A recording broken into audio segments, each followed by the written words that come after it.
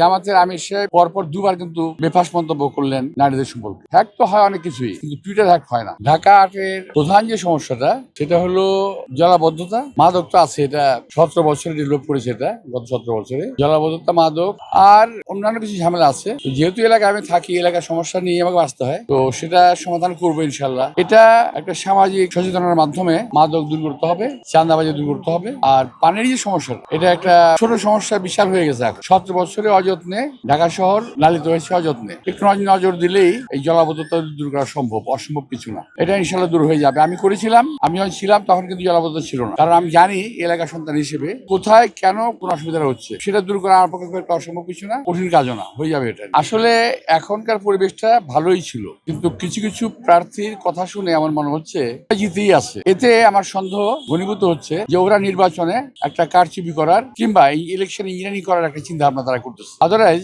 যারা নির্বাচনে জেতার কথা না, কখনোই না, আজকে না শুধু আগামী 100 বছর নির্বাচনে জেতার কথা না, তারা জেতার কথা ভাবে কি করে? এখন থেকে স্পাইসি ক্রিস্পি পটাটা প্রাণ পটাটা, একটি স্বনির্ভর বিস্কুট। ওদের যদি ইলেকশন ইঞ্জিনিয়ারিং করার পরিকল্পনা নাই থাকে, আমি এত বছর রাজনীতি করার পরে আমরা শিওর হতে পারি না ওরা একেবারে শিওর জিতবেই। কিভাবে সম্ভব?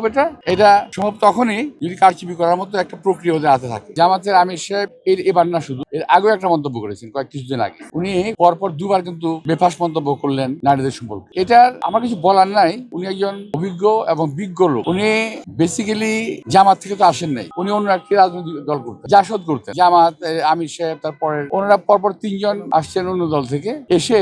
এখন ভাবসাবটা এমন, এই সমস্ত কথা না বললে তো মানুষ বুঝবে না যে ওনারা জামাত। সুতরাং এই নারীদেরকে নিয়ে অশালীন মন্তব্য করার মতো ওনারা সাহস দেখাচ্ছেন, এটা ঠিক না। আমি আর তীব্র নিন্দা করি। যদিও আজকে পত্রিকায় দেখলাম যে উনি প্রতিবাদ করেছেন ফেসবুকে নাকি টুইটারে, যে এটা হ্যাক হয়েছে এবং বিশ্বে এমন কোনো জিন নাই। হ্যাক হয় অনেক কিছুই, কিন্তু টুইটার হ্যাক হয় না, এটা উনি জানেন না হয়তো।